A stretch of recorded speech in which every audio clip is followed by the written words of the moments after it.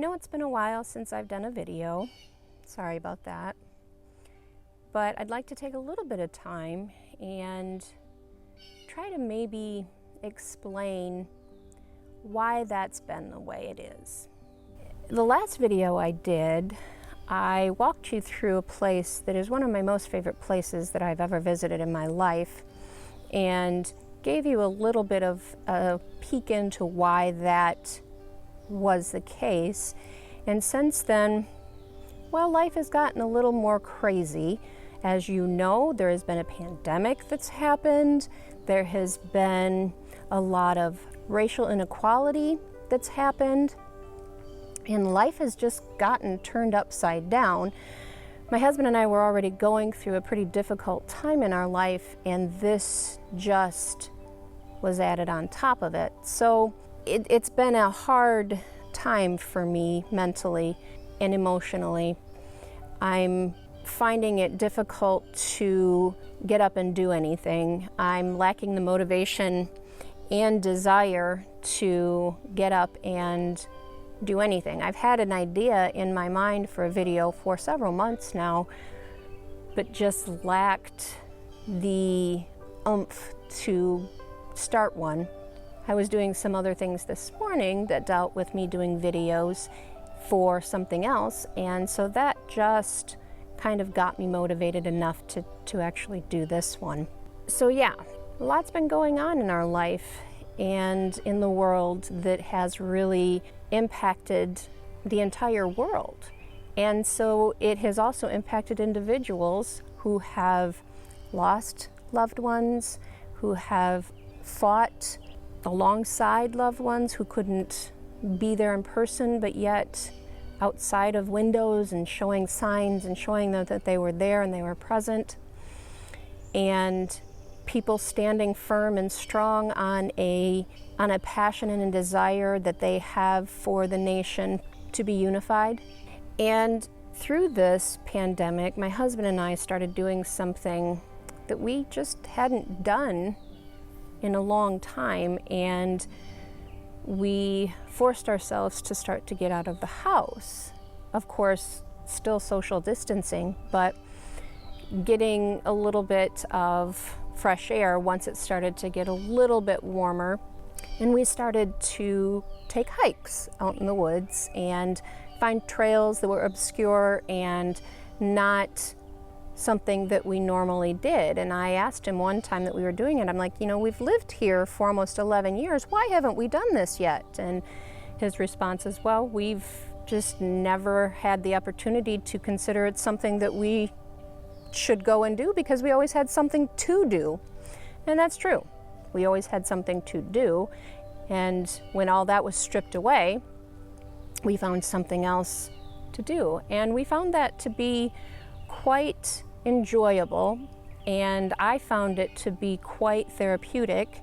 It was nice for me to walk through the woods and hear the nature sounds and hear the birds and see the insects flying around and to see life happening. Well, one of the walks that we were on, something had kind of dawned on me as we were going through. We started before it was warm enough to where life began to come back into the forests. It was still pretty brown and dark and just felt like there was nothing there and abandoned. As time went, we could see that changing and transforming. It really hit home to me as an example of how mental illness is. I found myself exploring the idea of mental illness as a lot of things in life are like seasons. How we always have seasons. They're never gone. Seasons are still around, no matter if you live in warmer climates where it's warm year-round, or you live in a climate like this one that I live in where it gets very cold and snowy, and you actually see the transformation through those 4 seasons. They're still there, no matter where you are.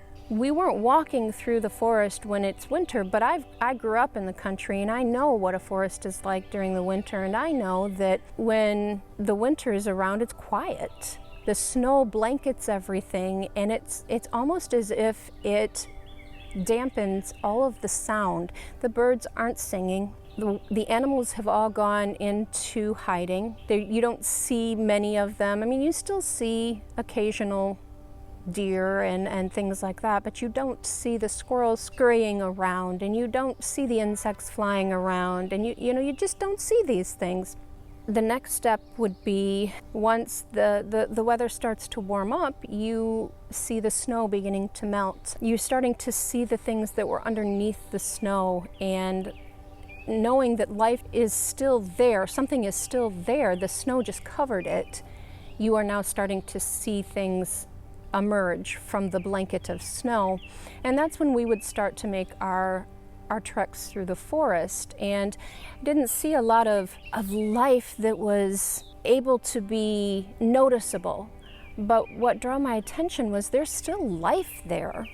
It's just dormant. It's just quiet.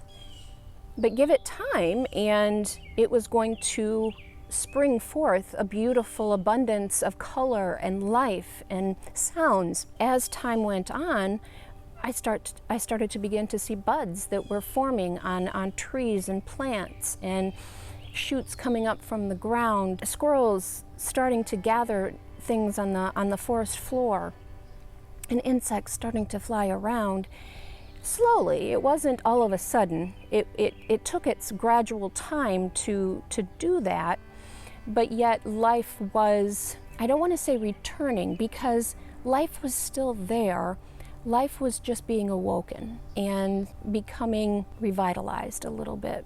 As we know, as time goes on, then leaves develop, and you get a beautiful canopy of leaves over top of the forest, and you get flowers that bloom, and you get bees that pollinate, and insects that fly around, and animals that scurry about, and life is just brimming and just flowing and overflowing in a forest, and it goes that way for an entire summer. It's spring and summer, and then comes fall, and it starts to go dormant again, and it starts to hide again, and it starts to just go inside itself again. It doesn't mean that it's not there. It's still existent, but the leaves begin to fall. The animals begin to hide, and life goes into a dormant stage. That kind of made me think about how mental illness is for me anyway. It is something that I always have. It is something that I always deal with and struggle with. I find myself right now during that time where life is dormant. It's not peeking out yet. I'm gradually beginning to see maybe a blade of grass here and there, or a tiny bud that's starting just to a little bit grow on a tree branch. Life is still there. I'm learning how to rethink how I feel about myself, and that my view of myself has been most of my life a very poor one.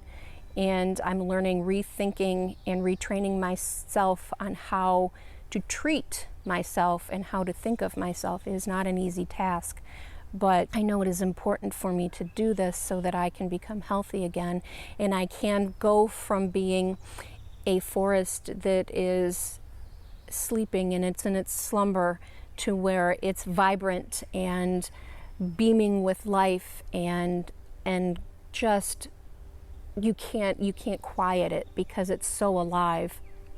And that's why I wanted to be out today, so that you could hear the birds in the background, and you could get a sense of the life that is going on in the woods right now. I can see days where the sun is getting through a little bit, and there's a little bit of life coming back, and then there's some days where I almost feel like it has shriveled up and gone away, but it never has.